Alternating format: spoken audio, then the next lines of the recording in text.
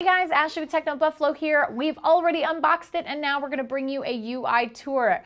We've got a PlayStation 4 in office. It's great. I've got a DualShock 4 in hand. We've already synced it. We've already done all the things, but we do have some updates that we need to do. So let's get started with the PlayStation 4.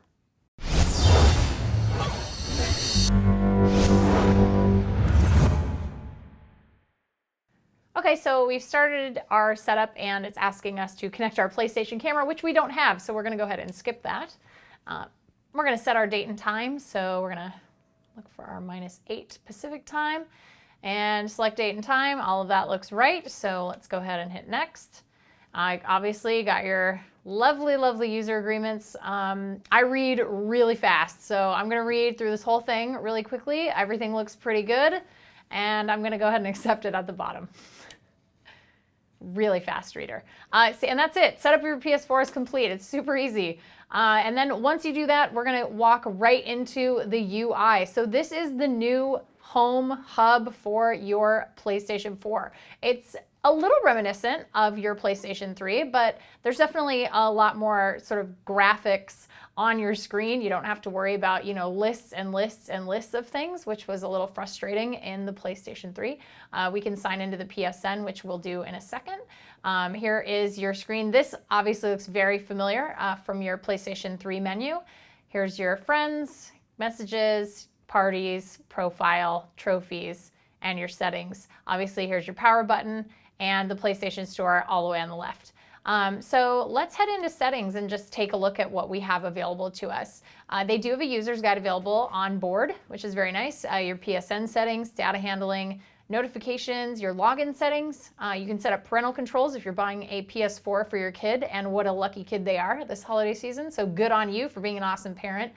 Application save data management, system storage, system software updates, which we are actually going to do. We're going to get this system software update going, but we have to set up our network first. So let's connect to the internet. So we're going to do that. It's going to check for our connection. It's going to test it. There we go. It's been successful. So our connection test is now complete. And there's our very first notification, a system software update. That is our day one patch. So we're going to go back and check that out. Oops, I went back too far. So let's go into settings and let's hit up that lovely system software update. So here's your system software update available, 1.5. We're going to hit next and we are going to update that. So here it is, 323 megabytes. We have a relatively fast connection here, so it's going to be about 10 minutes and then it's going to restart a couple of times. So when that's done, it'll probably take about 20 minutes total, maybe a little less, to get everything up and running with the day one patch. So we're going to do that and then we're going to come back and we're going to check out the UI. All right, so we're back. Welcome back to PlayStation. Hit the PS button, use the controller. It's wanting to know who's using the controller. We're just going to say user 1 for right now. It wants us to sign into PSN, which of course is central to your PlayStation experience. You're going to want to download games and all that stuff. So we are going to sign in with our ID and password, but you can't look, so we'll be right back. So as you're logging into everything with PSN, you have some privacy options. You can choose who you want to share your activity information with. You can choose who you want to share your friends list with. And of course, it's going to want you to log in with Facebook. So if you have Facebook, you can log in, but if not, you can just choose do this later. So it also wants you to join PlayStation Plus, but on PlayStation 4, you're going to need it to have online multiplayer. You're still going to get those really cool free games that PlayStation Plus has offered historically, which is great. But the good news is if you get a PS4 right now in the launch window, you're going to get a free trial of PlayStation Plus, which is pretty cool. So you can sign up for either 12, 3, or 1 month memberships, depending on what you want to do. There are codes to redeem. We do have one, so we'll go ahead and sign up for that when we have our accounts logged in here at the office, but I'm going to skip it for now. And you can actually activate a system as your primary PS4. So basically, this is the part of the system where if you activate this particular console as your primary PS4, every user on this system is going to have access to the applications and different things that you get with PlayStation Plus. However, if you log into a system that is not your primary PS4, so let's say you log in as a user on your friend's PS4 because you want to access something.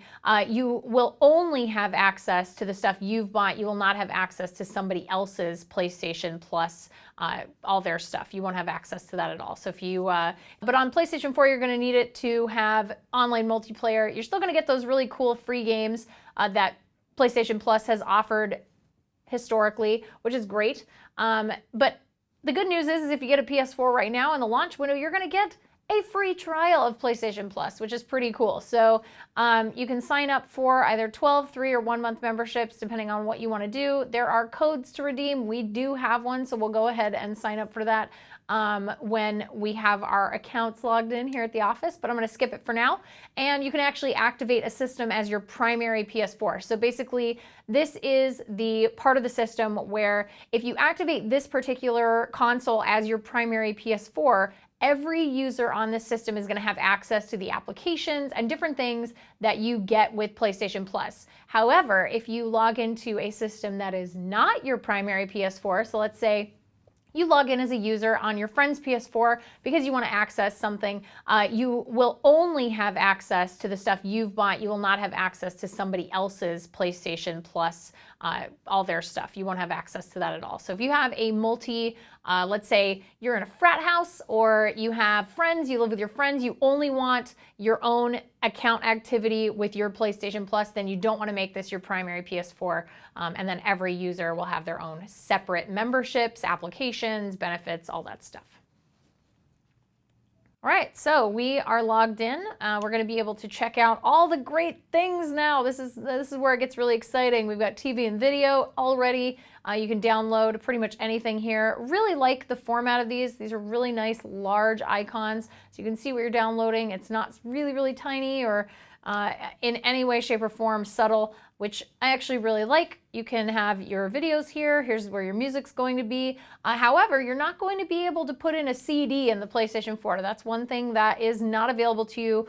No external media playback, so you're going to have to get your music from Sony Music Unlimited. Although, to be fair, Yoshida has said that they are looking into being able to use external media, so that may come in a later update.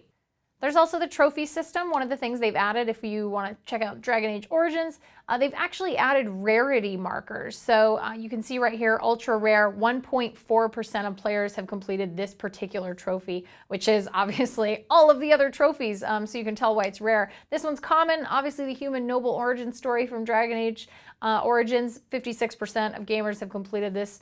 I played this game many, many years ago.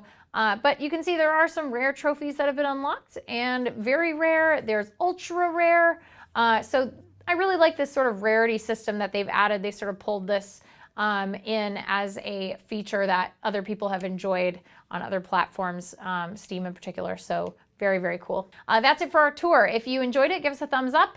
We are dying to know what you want us to check out today with the PS4 as we continue our coverage. So feel free to let us know in the comments, and we will see you guys in the next video. Thanks, guys.